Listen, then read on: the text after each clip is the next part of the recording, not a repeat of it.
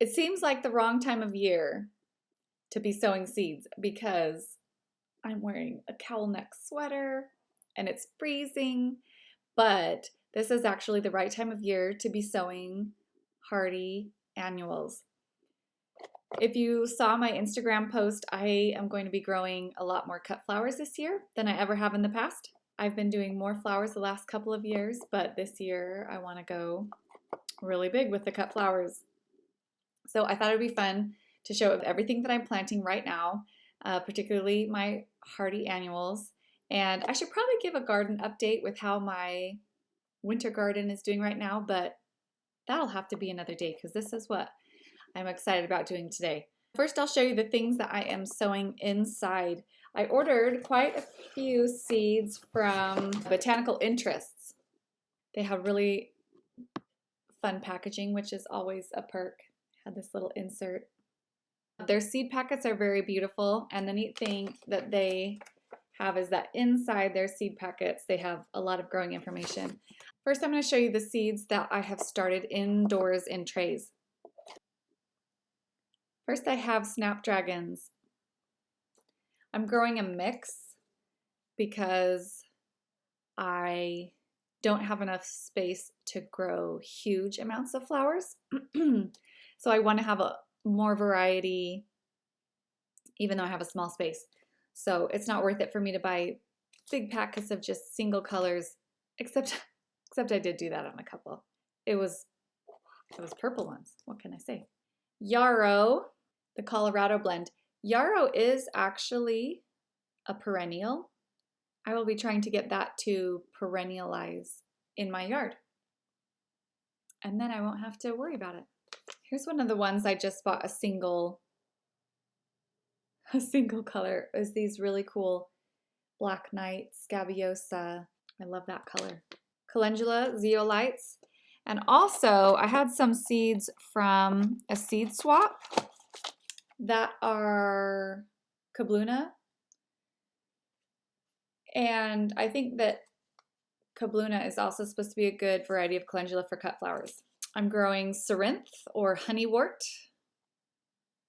Buplurum. This is a filler flower that is green with just kind of chartreuse, almost yellow, teeny tiny flowers on the end of the stems. I'm starting my Rudbeckia, and I'm growing Sahara. Rudbeckia are black-eyed Susans or brown-eyed Susans. This variety, Sahara, has some reds through it and some kind of burgundies that are really pretty. These are for blooming later in the season, but they can grow right now. I'm growing stock. Unfortunately, Johnny's seeds don't have the pretty seed packets, but they have good information for growing on the back. But again, I'm growing a mix so that I can have a variety of colors, and they're bright colors. I'm trying eucalyptus. I've never grown eucalyptus before. I'm trying eucalyptus as a filler, and it's very long season. Dianthus, Sweet William. I have a couple of varieties that I'm trying to get to grow. Those seeds are very old. I don't know if they will germinate. Bells of Ireland is a classic filler. I'm also starting my sweet peas indoors. These are a couple different mixes, and I'm also going to get some sweet peas from my sister. I'm going to get some floret sweet peas and some sweet peas that she brought back from England, her trip to England last year. I bought this amethyst mix last year from Floret. So right now from here, the things that I'm starting are the Pastel Status and also the Malapi that are from this mix. And both of those are still alive in my hoop house from last summer.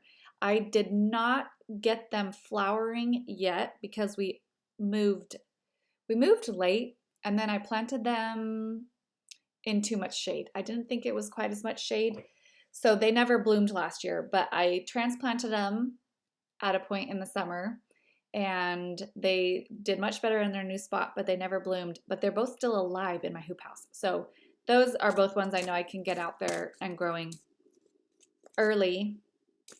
The last thing I have is Classic Magic Bachelor's buttons, which are the dark purple and mixed purple varieties of bachelor button. And I was trying to pull out some blue bachelor's buttons from other flower mixes that I have, so we'll see if I end up with any blue, because hopefully I'll get some of the classic cornflower blue. Those are all the seeds that I have started inside so far in seed trays. And the status is up, the stock is up, the bachelor's buttons are up, the calendula is up, the yarrow just came up today, and I saw honeywort coming up. Almost over half of it is up already. This is, I planted them last week, so that is very exciting. In a separate area, I'm trying to grow some violas and some pansies. These are floret seeds also from Floret Flower, and I tried some in the fall and they never germinated. I really hope I can get some to germinate this spring, but we'll just have to see. People don't say that it's hard to get these to germinate, but I am having a hard time getting them to germinate. There's like a temperature issue. They have to be at 65 degrees or something, and I don't know how cold it is in my house. Probably colder than that in my storage room. The other thing that I'm going to be doing is direct sowing some seeds outside. Larkspur. This is a mix of colors, and I'll be sowing them outside because they don't like to be moved around very much. I have this mix of nigella that I'll plant outside, and I also, from a seed swap, have some Bridal Veil nigella that's white with the black center. And then Ami, Chocolate Queen Anne's lace, as some people call this one. And that I will direct seed outside too. And I know that's going to do awesome here because the actual Queen Anne's lace grows wild here. So that should do awesome here. Also, I will direct sow these bread seed poppies outside. The last couple I am going to have to experiment with and see if I can get a need to grow this year. But really they should be grown in the fall for next spring. So... but I don't mind trying to push the boundaries and see if we can get anything from them. Hollyhocks, a mix, and then here's one more that I bought just this dark purple burgundy hollyhock. Also from a seed swap, I have some apple blossom hollyhocks. So those all look really fun, but they might not work this year. Might have to wait till next year. Also, columbine, they generally need to be started in the fall and overwintered, and then they bloom the next spring. However, sometimes if you start biennials early enough in the spring, and if you give them some cold weather before it warms up, then sometimes you can trick them into flowering their first year. We'll see. We'll see if I can trick any or if I can't trick any. Those are all the hardy annual flower seeds that I have started so far this spring, and a couple perennials mixed in there too. I'm excited about how much germination I've seen from them so far. I need to get my hoops up and my plastic up so that I will have a bed ready to transplant these into in about a month and a half. Then we will see what flowers we can get to grow this spring from the hardy annual seeds. In other news, I have daffodils in the ground. I have tulip bulbs in the ground. We've had a lot of rain and it's kind of puddling right where I planted some. So I'm not sure how those are going to do. I also started some ranunculus corms.